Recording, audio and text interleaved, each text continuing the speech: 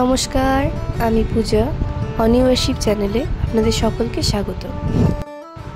আজ ছিল 23শে এপ্রিল, শ্রী শ্রী হনুমানের জন্মদিবস, বা যাকে আমরা জানি হনুমান জয়ন্তী হিসেবে। তো এই দিনটি উদযাপনের জন্য সকালবেলা আমরা সকলে মিলে বেরিয়েছিলাম ঘট ভরতে, এবং র্যালি আকারে বাচ্চা থেকে বড় সবাই সেখানে গেছিল। পাড়ার মায়েরা সবাই একই ধরনের পোশাক আশাক পরেছিল, তো দেখতে বেশ ভালোই লাগছিল র্যালিটা। আমরা এই র্যালিটাতেই যাওয়ার সময় যা ভিডিও করতে সময় পেয়েছি, তারপর এসে এত ব্যস্ততা ছিল যে পুজোর সময়টা আর কিছুই ক্যাপচার করা হয়নি।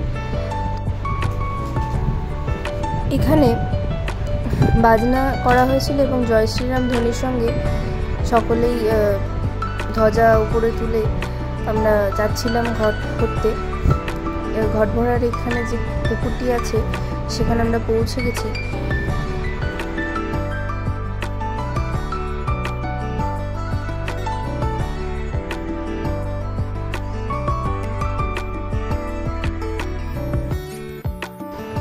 প্রথমেই পুরোহিত মশাই বড় ঘরটি ভরে নিলেন, তারপর আমাদের পাড়ার দাদা এবং পিসমশাই মঙ্গল ঘটগুলো ভরে নিয়ে এখন আমরা আবার মন্দিরের উদ্দেশ্যে বেরিয়ে যাচ্ছি।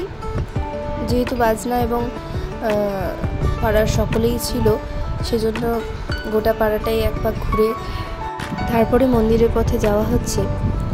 বেশ আনন্দই হচ্ছিল, তাই সেই ক্লিপগুলো আপনাদের সাথে একটু শেয়ার করলাম। এখানে পিসিমণি সবাইকে হাই করে দিয়েছে।